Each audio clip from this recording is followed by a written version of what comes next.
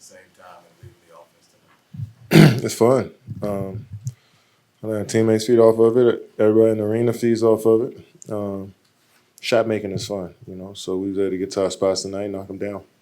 And then Devin, when you see Royce, the way he came in and played, what stuck out to you the most about his play tonight? It's harder to narrow it down to one thing because he just does a little bit of everything while he's out there. Defensively, taking on his matchup, just being ready. Also, not even know he was starting until right before the game. And then he's just that great piece where he's running up, slipping out, moving the ball, and then knocking down open shots. And then, of course, you keeping the hot hand. Was that something you noticed early with you? The shot still carry over from the last game? I think it's just an energy throughout our whole team, understanding what's at stake, what time of year it is, and the ball's hopping around. We're defending at a high level, so, everything's hidden. I have a question for the two of you. I just asked the same thing to Frank. What do you guys think about Phoenix being the center of the basketball world this weekend with the Final Four coming and you guys playing two big games down the stretch? You're opening a new campus here tomorrow? New campus?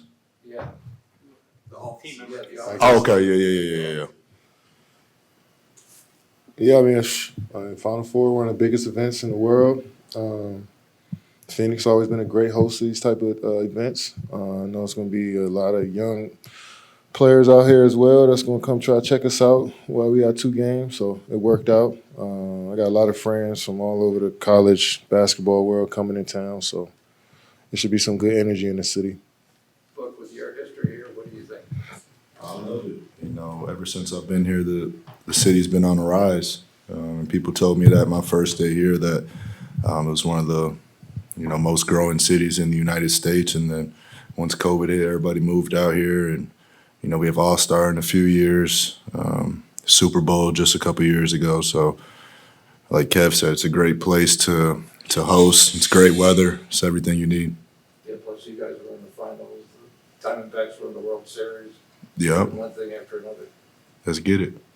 Devin, when you and KD both have massive games like tonight, how do you balance feeding him when you're going off and being aggressive while he's going off? Just playing in the flow, taking the best available shot, but still understanding where he's at on the court at all times.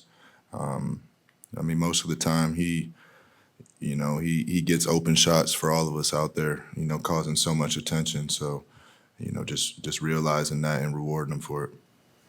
Frank was talking about how Brad over these last weeks has been more of an offensive initiator, kind of sacrificing shots to create offense. What have you seen from that balance between the three of you in terms of initiating the offense? Yeah, I think there's going to be times where we all going to have our chances to initiate and get guys going.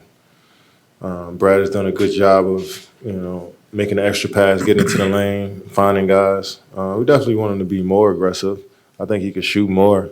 But his approach to the game has been team first, and that's only helped us out. But I think moving forward, him being more aggressive is what we like to see. There's been a lot of talk about the whistle over the last few weeks, letting a lot more contact go. Have you felt that as a guy who normally has to deal with defenders trying to get up under you and kind of root you for your spot? Yeah, I haven't felt it at all. It felt normal to me. Look, with the threes and the assists tonight, how would you evaluate the spacing as a whole? Good. It's been a work in progress throughout the year, and I think a lot of things are clicking right now. But I always say it starts with the defense, and then our space and transition allows us to, get one-on-one looks without the defense set, which is our best brand of basketball, I'd say. Has the hardest part to get down been the initial spacing, or moving it around once guys start moving and reestablishing it? I think, teams' game plan against us is to be physical, muck things up, and, grab and hold, to be completely honest. So with spacing in the ball, jumping around, it's hard to keep up with it as a defender. So it's good tonight. Those you were talking about in the huddle in the first half, on those doubles, we were trying to sort out the spacing on those. I talk in most huddles, so I can't pinpoint that one. mentioned Royce when he's coming up and slipping out. I feel like those ghost screen actions where it looks like he's about to set it, then he doesn't. That still confuses the defense despite him doing it so many times. Yeah, I love that action. And then, if teams get used to the slip out, then he can actually set it. And then teams will try to throw a lesser defender on him, and it puts him in a bind too. So, he's good at manipulating the defense that way. The book is Brad maybe not being as aggressive the past couple games. Has that opened you up at all offensively? No. I think the more aggressive he is, it opens up for everybody. I think he's been aggressive. He's been getting to the paint a lot.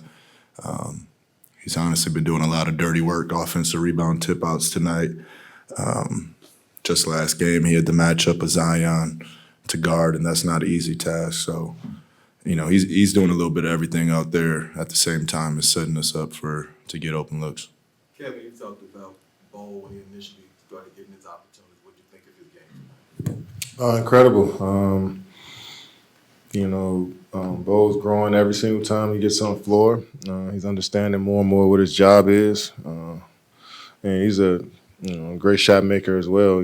3 for 4 from the 3-point line, cutting to the rim. So using his length a lot as well. So it's all about building on these performances and, continue to keep getting better. And you've seen that throughout the season with Bol. You guys combined for more than half of you guys' points tonight, but the Cavs had 60, which was more than half of their own points. So is that a point of emphasis that you guys are trying to, stop for when you guys faced on Minnesota and having to bear out there on Friday? Just about being aggressive. Some games, every game might be a little different. Somebody else might step up and score. So we're not predetermining anything. We're just going out there and playing within the flow and taking the shots that the defense gives us, and also still playing forceful as well. So that's the beauty of the team when you never know how the game's gonna go, but you prepare for every single scheme and coverage that they throw at you. Points in the paint is just something that I was wondering about what you think of, stopping, because you guys are ranked 25th, and then even Frank said before the game that is kind of a misconception. There's basically some things that the way they turn out and kind of more context to that. You saying we give up a lot of points in the paint? Well, you guys are ranked 25th, basically when scoring points in the paint. The Cavs and the Timberwolves are basically ranked in the top 10 preventing that. Oh, cool. Yeah, we'll figure it out. I think we adapt to the game, and we played, that's going to be 2 teams in a row with long athletic guys, so, we'll be prepared. I also question for Booker. Chauncey Billups got in the Hall of Fame today, and you grew up as a Pistons fan, of course, coming up in Detroit, so do you have any memories of that 2014 and looking up to them and Chauncey? Big shot. Big part of my childhood. The glue to that team, just ultimate leader, ultimate guard. I'm glad, I've got to develop a relationship with him. He's still around the game to be in Portland. So, they were just the essence of team, so following them growing up, I wouldn't want it any other way. What do you mean by have Coach Cal in the house tonight? Yeah, it was nice. It was a surprise, too. I didn't know he was going to be there. Tyler Ulis is also there on the baseline. So, 2 guys I have a lot of memories with.